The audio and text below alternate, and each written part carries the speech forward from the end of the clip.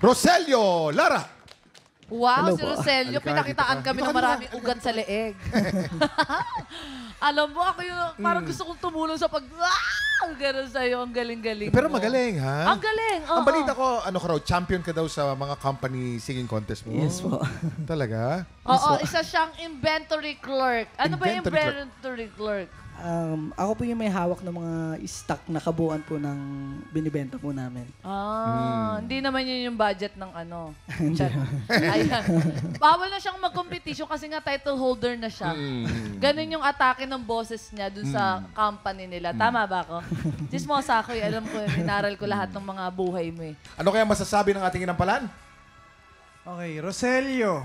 Hello po. Okay, yung kantang napili mo ikay mahal pa rin.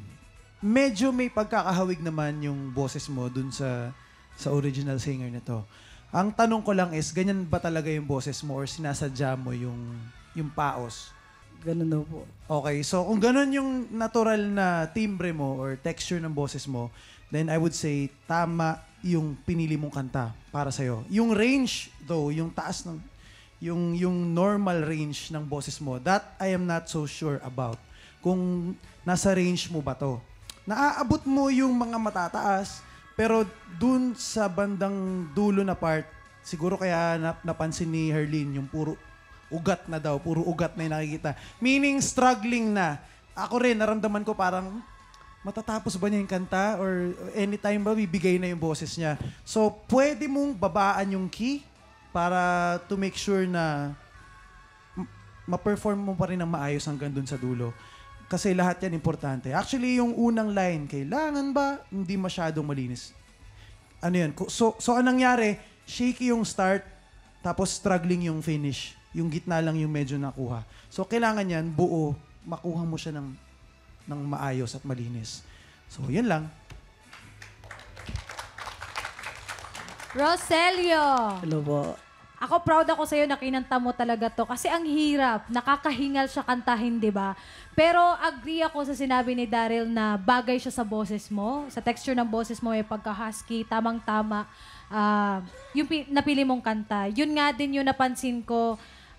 Yung sa unang mga part, okay, andun yung dito na napakita mo sa amin yung vocal range mo na very wide talaga. Naaabot mo yung iba, kaso nanood sa bandang dulo na medyo napagod. Sana na-sustain mo yon. Siguro sa mga first part, kung pwede mong i-preserve muna, like pwede naman yon na ibirit mo pero hindi muna todo para may energy ka pa doon sa dulo. Yun lang naman. Ba't ang ganda ng boses mo, andon. Siguro, ano pa, sa breathing control din. Yun. Congrats. Maraming salamat sa ating inampalan. Ang susunod nating kalahok, Francis Tenorio.